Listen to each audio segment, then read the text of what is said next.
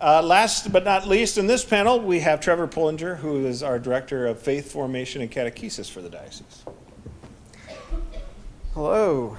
Can you hear me okay? Awesome. The Lord opened Lydia's heart to listen eagerly to what was said by Paul. When she and her household were baptized, she urged us, saying, "If you have judged me to be faithful to the Lord, come and stay at my home." And she prevailed upon us. That comes to us from the Acts of the Apostles. And I think it's important to reflect on the model of the family formation in the early church. The future of the church is one in which the ancient or catechumenal model of formation takes place not just in the parish or in the school, but particularly in the place of the home. So we ask ourselves, what's the domestic church? The domestic church really is a household of faith. Those who live together, reside together, and live a shared life of faith. What is family faith formation?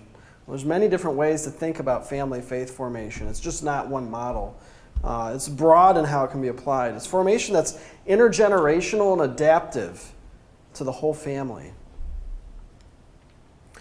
You see, so many of our parents today struggle in sharing the faith with each other as spouses, much less with their own children.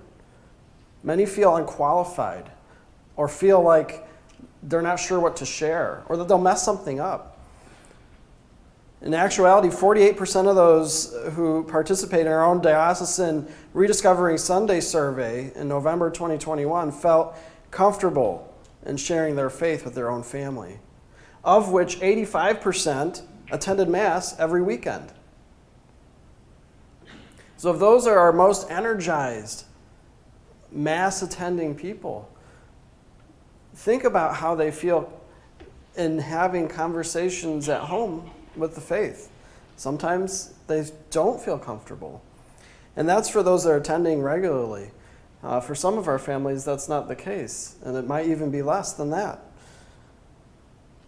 So if faith isn't an integral part of life at the home, finding belonging in a community of prayer is going to be a real challenge. And that's the thing that I want us to recognize today, is to really think about our families and think of the challenges that they face. The faith being the source of warmth and belonging in the home is a key driving force to those who continue the faith into adulthood. Finding that sense of warmth from the faith is the true driving force of passing on the faith for young people. And that close-knit family relationship is important and key in the development of young people. So what do we do about this? How do we manage this? How do we address these things?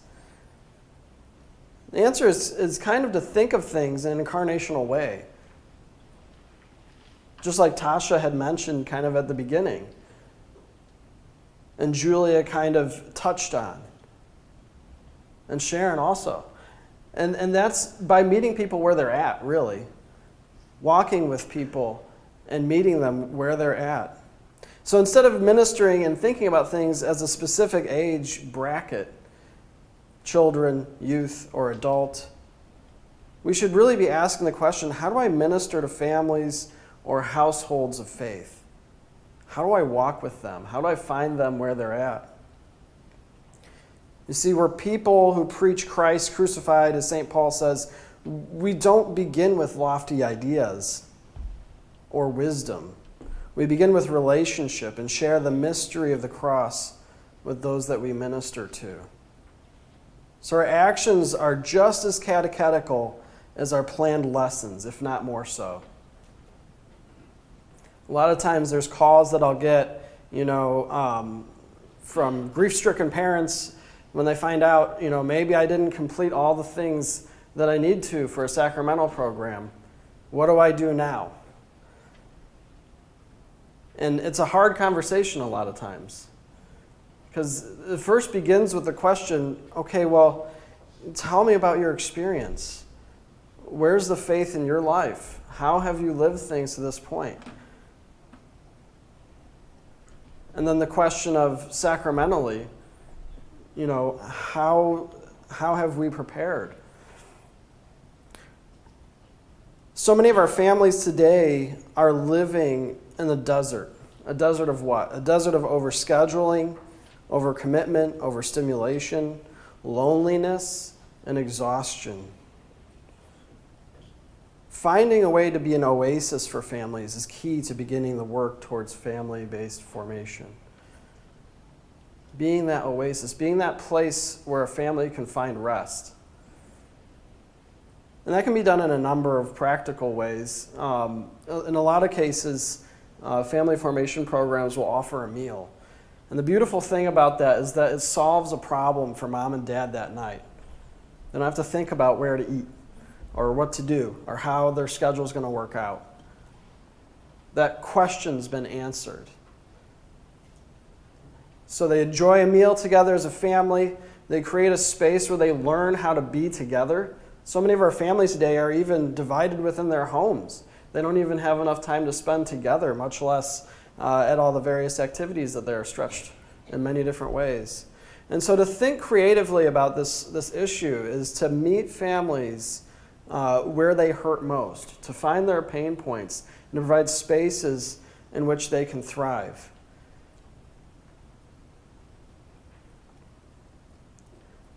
So our conclusion in our thought about this, to think about ways that we can explore and adapt as each unique community.